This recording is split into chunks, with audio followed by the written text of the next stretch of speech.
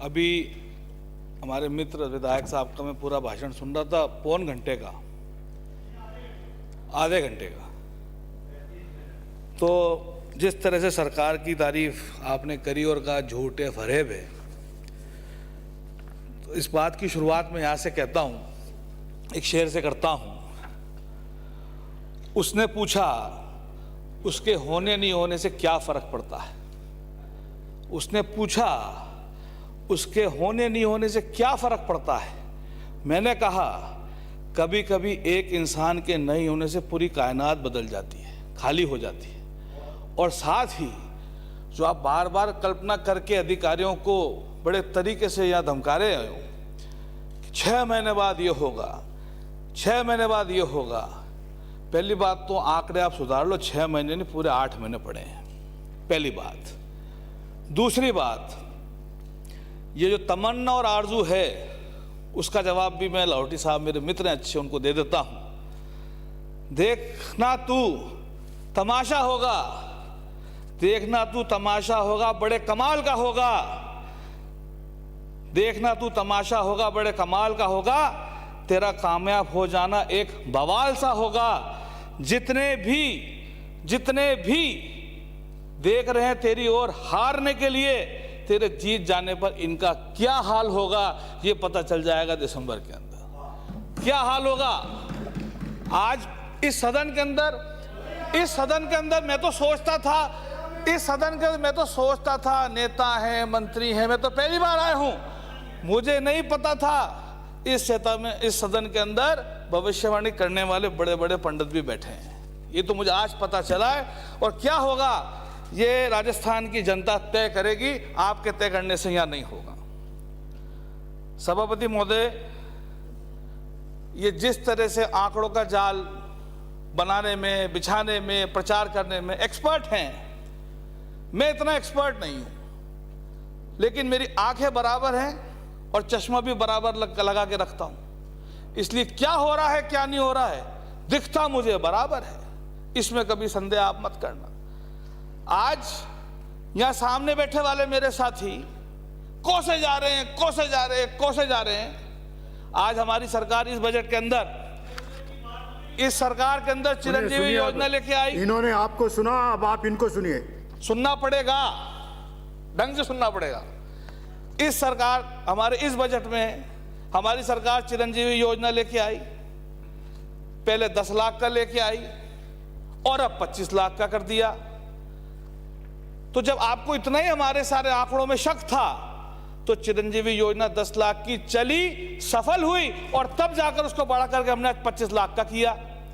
दुर्घटना में पहले 5 लाख रुपया दिया, जब चली सफल हुआ तो अब उसको बढ़ा करके 10 लाख रुपए का किया। और ये आंकड़ों का जाल जो बिछाते हैं, मैं इसमें ज्यादा नहीं समझता, लेकिन मैं एक वाक्य सुना देता हूं आपको मेरे सवाई माधोपुर का। सवाई माधोपुर में मेरे आंखों के सामने एक मोटरसाइकिल का एक्सीडेंट हुआ। 2 बच्चे उससे गिरे। गिरते ही एक गाड़ी रुकी, मैं भी रुका, उतर के गया और एक साथी ने दूसरे से कहा इसको फटाफट लेके जाओ बाजू वाले अस्पताल में। तो दूसरे ने कहा अरे यार प्राइवेट हॉस्पिटल है, इसको तो जिला हॉस्पिटल दूर है। तो वही एक ने क्या बोला, अरे नहीं चिरंजीवी है, ले जा, इलाज हो जाएगा। ये हो रहा है जमीन के ऊपर। और वो अस्पताल भी पहुंचा, इलाज भी हुआ, सर्जरी भी हुई, ठीक भी हो गया, घर भी पहुंच गया, पैसा लगा जेब का, टका भी नहीं। ये देख रही है मेरी आंखें। यहां आप चाहे कुछ ही कहते रहो, सुनते रहो, सच्चाई जो धरातल की है वो ये है। और मैं सभी साथियों को जितने सामने बैठे हैं एक चैलेंज के साथ बात कहता हूं, ये करेंगे तो क्या करेंगे।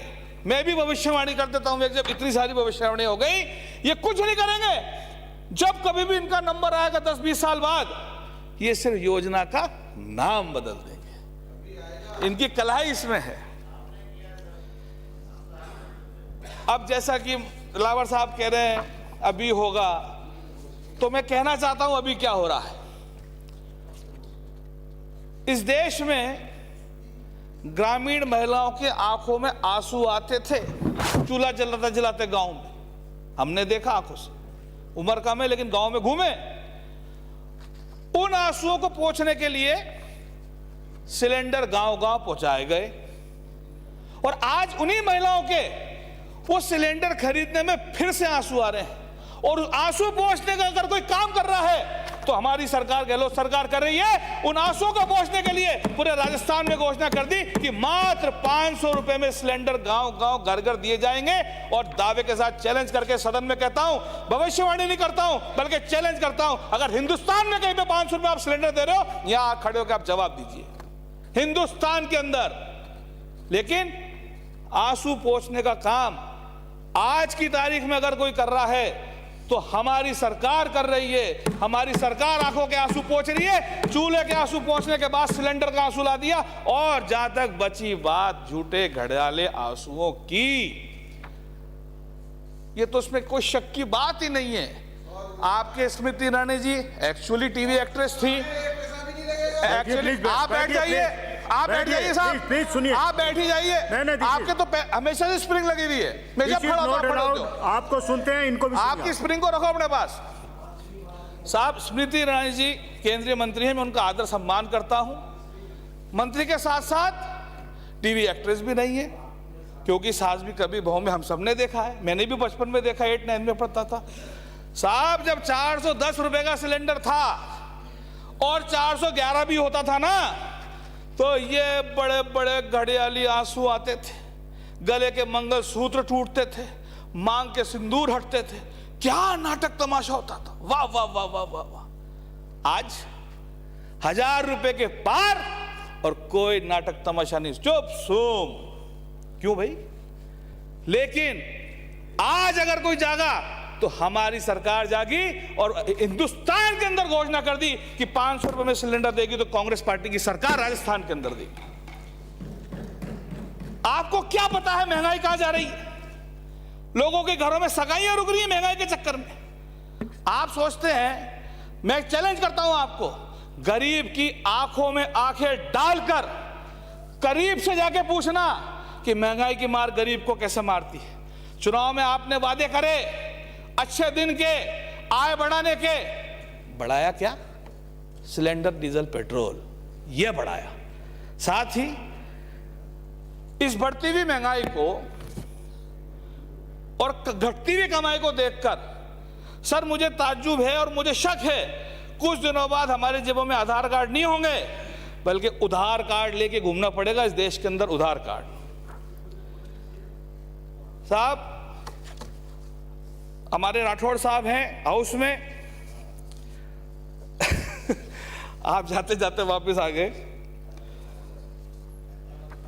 साहब मुझे तो, मैं ही था आज से 4 साल पहले इसी हाउस में, क्योंकि कोरोना से पहले था तो मैं वहां बैठता था, यहां बैठने लग गया।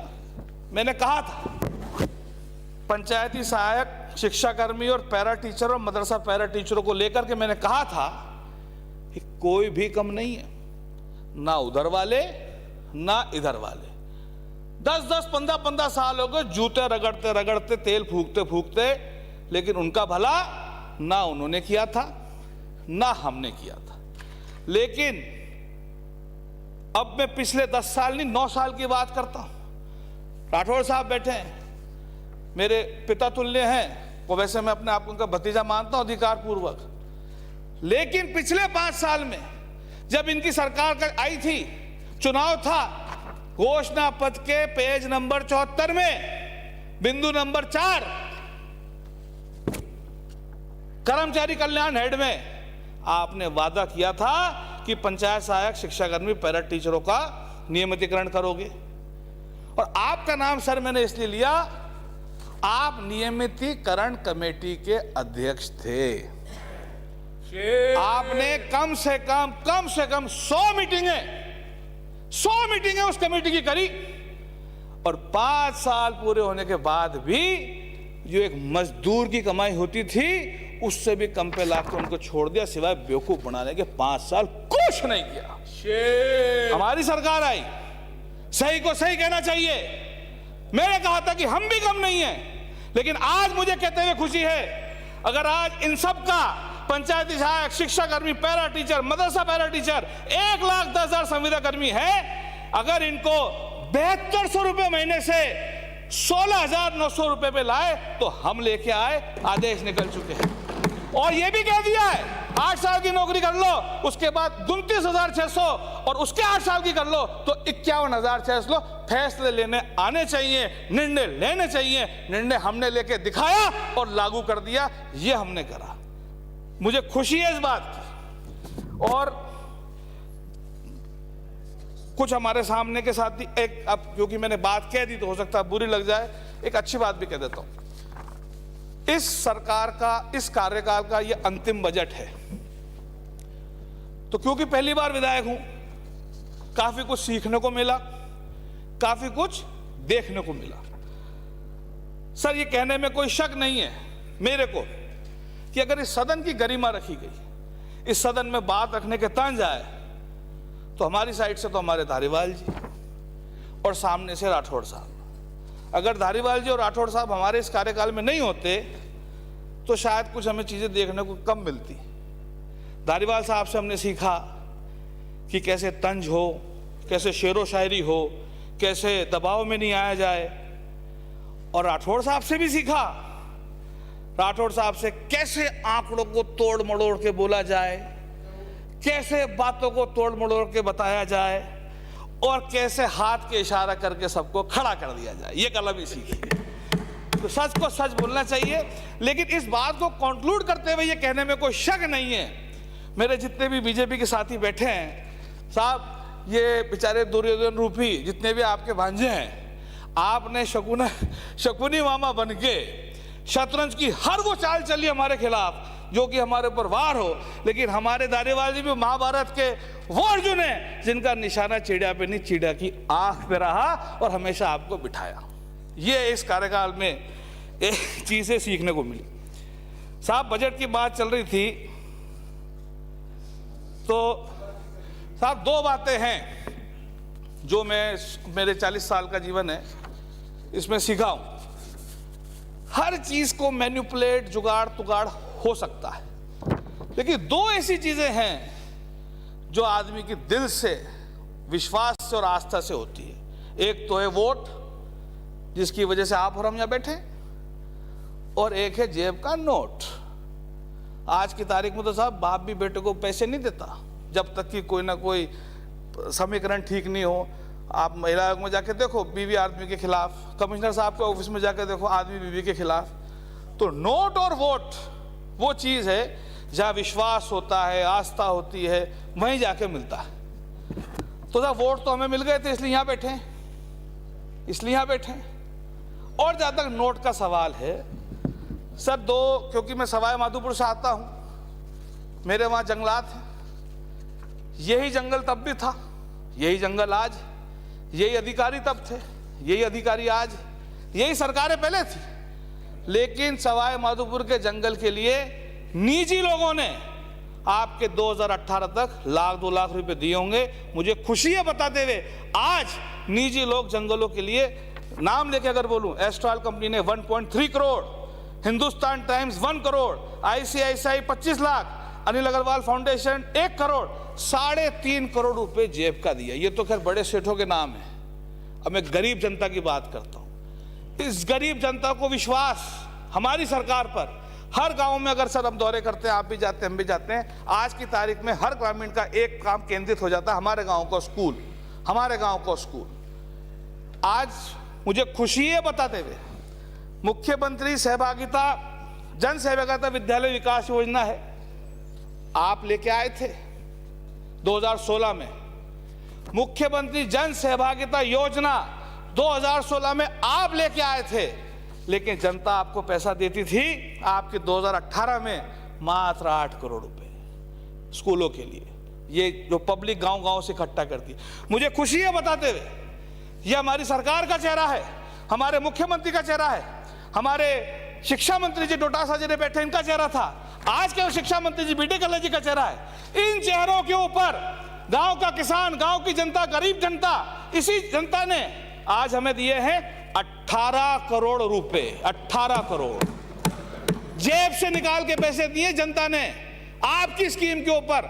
आप स्कीम लेके आए लेकिन आपका पैसा नहीं दिया क्योंकि विश्वास नहीं था। स्कीम आपकी, लेकिन विश्वास हम पे है। आपको दिए टके, हमें दिए करोड़ों रुपए और करके दिखाएंगे। सर बात चल रही थी, जैसा मैंने मेरे भाषण की शुरुआत में ही कहा, ये आंकड़ों का जाल और एप्रोप्रिएशन, मिस एप्रोप्रिएशन, ये मैं ज़्यादा समझता नहीं, लेकिन आई साइट थोड़ी कमज़ोर है, चश्मा लगा के बराबर देख लेता हूँ, आंखें मुझे मेरा पूरा दिखाती है। इन्होंने कोई कसर नहीं छोड़ी, हम झूठे हैं, झूठी घोषणा, कुछ नहीं करेंगे और ना ही कुछ होगा, ये कहा। आज दावे के साथ कहता हूं, मेरे सवाई माधोपुर से आता हूं, हमारी घोषणा थी मेडिकल कॉलेज बनेगा, जाके देख लो बन रहा है। हमारी घोषणा थी नर्सिंग कॉलेज बनेगा, जाके देख लो बन रहा है। हमारी घोषणा थी एग्रीकल्चर कॉलेज बनेगा, जाके देख लो बन रहा है। हमारी घोषणा थी नया हॉस्पिटल बनेगा, जाके देख लो बन रहा है। हमारी घोषणा थी जीएसएस बनेंगे, जाके देख लो बन गए, फीता काटने जा रहा हूं परसों। हमारी घोषणा थी पानी के डैम बनेंगे, जाके देख लो बन गए, उसका भी फीता काटने जा रहा हूं। आंखों ने तो मुझे ये दिखाया है। तो नहीं साहब, घोषणा भी हमारी थी और टेंडर भी हमने कराए और काम भी हमने करा दिया और पैसे भी हमने दे दिए और कसर नहीं छोड़े, फीता भी अभी काट देंगे, आप चिंता मत करो, चिंता मत करो। सब कुछ हमारा ही था, ऐसा नहीं था पहले हो गया और हमने कर दिया। अगर किसी को शौक हो, मैं निमंत्रण देता हूं, टाइगर भी दिखाऊंगा और अपने प्रोजेक्ट भी दिखा दूंगा, आप आइए, पधारिए। उद्घाटन की बात तो बाद में, पहले मुद्दे के काम होता तो बोलते ना साहब, पहले मुद्दे के काम की बात कर लें, जरूरी है, आपसे ही करनी है, यही जगह है। मुझे काम की बात एक ये करनी है जो बहुत जरूरी है। सवाई माधोपुर में त्रिनेत्र गणेश जी विराजमान हैं, जो पूरे विश्व में कहीं नहीं है, पूरे विश्व में। और त्रिनेत्र गणेश जी के अंदर हम सबकी आस्था है, मैं तो आपकी भी गारंटी ले रहा हूं। लेकिन उस त्रिनेत्र गणेश जी के मंदिर के लिए सालों साल से जो लोग जवान होते हैं वो तो चले जाते हैं, लेकिन बड़े बुजुर्ग नहीं जा पाते क्योंकि किला चढ़ना पड़ता है। हमारी सरकार ने उसके रोपवे की घोषणा कर दी, उसके लिए 20 करोड़ रुपए एलोकेट कर दिए। आपसे हाथ जोड़ के निवेदन है, केंद्र सरकार से मुझे एनओसी दिलाने के लिए साथ चलो। इसी कार्यकाल में 8-9 महीने से पहले पहले रोपवे भी बना देंगे, लेकिन आप लोग मेरी मदद करो। सर घंटी मत बजाओ, मैं तो वैसे ही कम बोलता हूं, लेकिन आज बात चली, एक राजस्थान में ज्वलंत मुद्दा चल रहा है वीरांगनाओं का। सर किरोड़ी लाल जी माधोपुर से विधायक भी रहे और उनको अपने जीवन काल में अगर मंत्री बनने का मौका मिला तो वो भी सवाई माधोपुर बतौर विधायक बनने का मौका मिला। मैं उनका बहुत सम्मान करता हूं। माननीय सदस्य, वित्त विधेयक और राजस्थान विनियोग विधेयक पर सर वो बजट, उसी पे बजट आएगा सर, मतलब वो मेरी आदत है, मैं तो घूम के बजट पे आता हूँ, अब कोई भी बात हो बजट पे तो आएगी।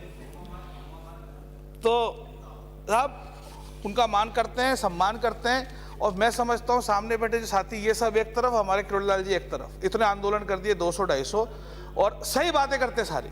लेकिन वीरांगना वाले मुद्दे पर ये बात इसलिए कहना जरूरी है, सड़क पे भी हुई और यहाँ पर भी हुई साहब। जो बात वीरांगनाओं की होती है, शहीद की होती है या कोई आकस्मिक मृत्यु की होती है, ये दर्द वही समझता है जो रात को फोन उठा के सुनता है कि आपके पिताजी नहीं रहे। मैंने सुना है, मेरे पिताजी भी राजनीति में थे, कार एक्सीडेंट में डेथ हुई, 3 बजे फोन आया आपके पिताजी नहीं रहे। और वही शहीदों के साथ होता है, सरहद पे हिफाजत कर रहे होते हैं देश की, घर पे एक फोन पहुंचता है आपका आदमी नहीं रहा। ये दर्द समझने के लिए, वो दर्द दिल के अंदर समझने के लिए, जब तक वो महसूस नहीं होता, जब तक बीतती नहीं है, ये आप राठौड़ साहब कभी नहीं समझोगे, आपकी पार्टी नहीं समझेगी। और हर तरह से हम हमारी सरकार के फैसले के साथ हैं कि वीरांगनाओं के साथ जो कुछ भी मिले, या तो उनको मिले या उनके बच्चों को मिलना चाहिए, बच्चों को मिलना चाहिए। ये दर्द समझना पड़ेगा साहब। जहां तक बात, अब ये तो आपने घंटी बजा दी, इसलिए एक बात और कह देता हूं, उसके बाद पूरी करूंगा। लाहौटी साहब चले गए, बातों बातों में कोविड को ले आए थे कि कोविड में के पहले का बजट, बाद का बजट।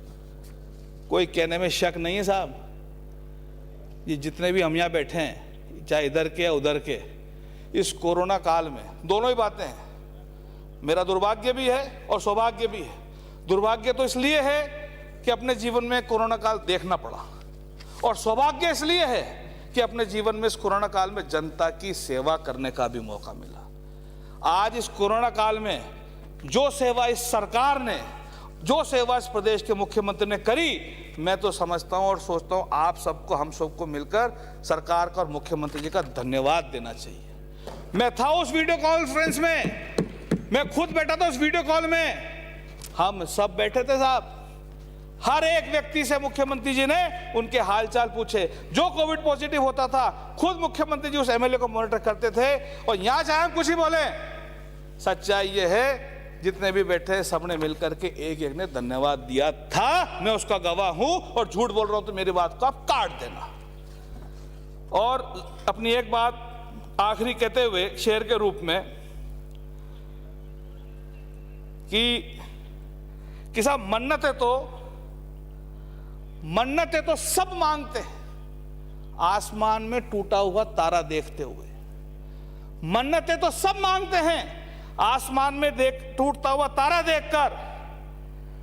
टूटा ख्वाब लेकर मुस्कुराना सीखो, ऐसा एक जज्बा साथ में लेके चलो। बहुत बहुत धन्यवाद।